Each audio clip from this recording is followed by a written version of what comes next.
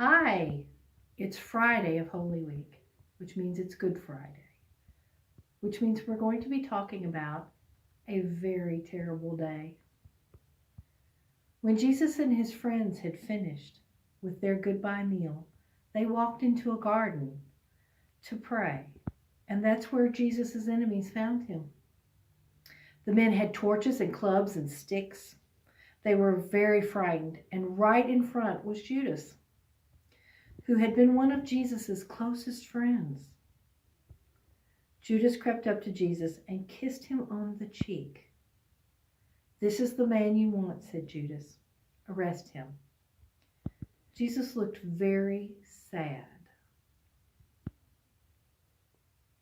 Jesus' friends were scared. Most of them ran away, but not Peter. He pulled out a sword and started swinging it. "Put your sword away," said Jesus. "This is not the time for fighting. I have to go with them. God wants me to." Jesus had to do the hard things. So they grabbed Jesus and dragged him before the religious leaders, the ones who were jealous of Jesus. His trial took all night long. "He says he will destroy our temple," said one man.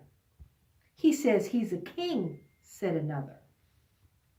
"He's a troublemaker," said one and all. None of this was true. But it didn't matter because the leaders had already made up their minds. Jesus was different from them. Jesus wouldn't do what they said, so Jesus would have to die. They beat Jesus. They hit him hard. They took away his clothes and put an old robe around his shoulder and jammed a crown of thorns on his head. And while the blood ran down his forehead, they called him names and made fun of him. "So you think you're a king?" they laughed. "Well, look at you now." Jesus never said a word. His body hurt and his heart was breaking, but he never said a word. They took a cross, next made of heavy wood, and they laid it on his back. "Move along," they shouted, and they led him through the city. And some people cried when they saw him because they liked Jesus. And others cheered. But all of them followed as he lugged that cross through the city gates and up a nearby hill. When they got to the top, Jesus laid down on the cross and they nailed him to it. It hurt so much. They raised the cross so that everyone could see him and watch him die.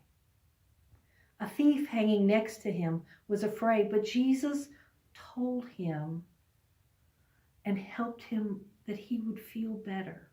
He helped him to feel better, even though he was suffering. Jesus' mother was there too, standing in the crowd. So Jesus called out to one of his friends, "Take care of her for me, will you, John? She's your mother now." But most of the faces in the crowd were not so kind. "You saved other people," someone laughed. "Why can't you save yourself?" Jesus knew why. It wasn't because his enemies had won. It was because God wanted him there to take away all the bad things that everyone had done. Soon the sky grew dark and the earth shook. It was as if God, his own heart, God's own heart was breaking. "It's done," Jesus whispered. And in the sadness and the dark, he died.